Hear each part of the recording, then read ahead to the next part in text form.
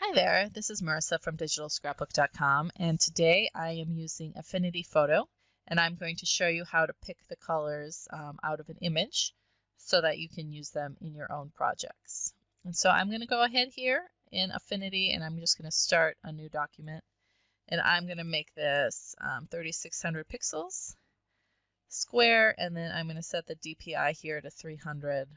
This is just the basic size that we use in digital scrapbooking for papers and things. So I'm just going to start with that.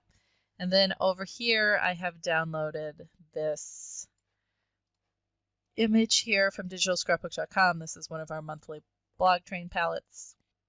And so what I want to do is I want to use these colors here, and I want to be able to use them in my own project. And so I'm going to close this. We don't need this right now. And then what we do want is we want the swatches panel. This is what is going to help us save all our colors. And so you can see here I have this one color, the swatches palette here called colors. And I am going to go ahead and we want to make a new one. So let's see if we can do that.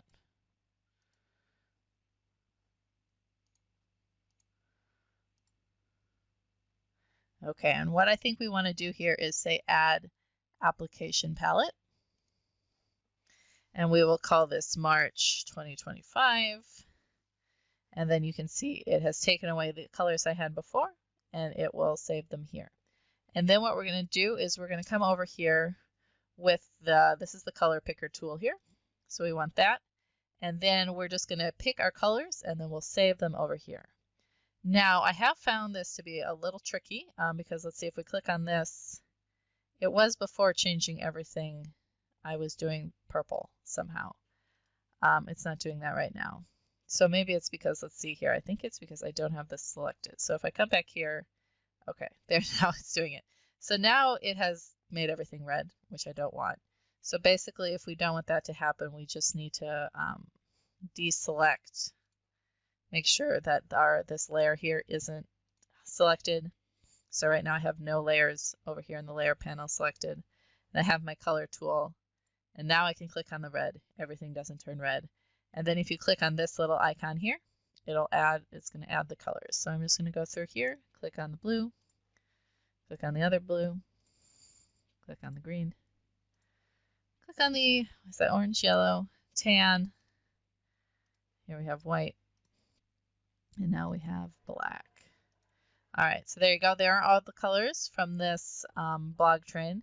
And if you want, I think these should, because we did an application palette, I think that means it'll just kind of stay here and it will be good for all of like the future canvases you open up. I think if you had done add document palette, it would only work on this document.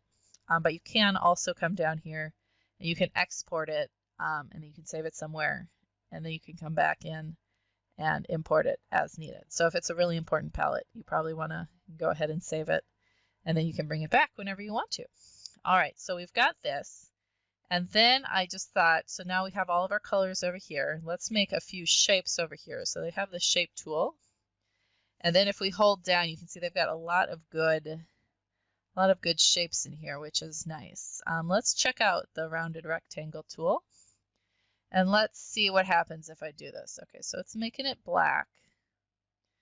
And it did put it over here. You can see it put it on a new layer, so that's nice. And I think we can adjust these here. Oh, this is nice. So you can adjust how rounded the rectangle is.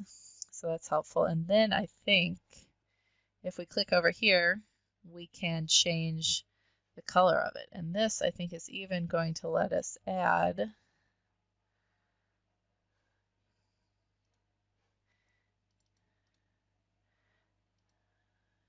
no,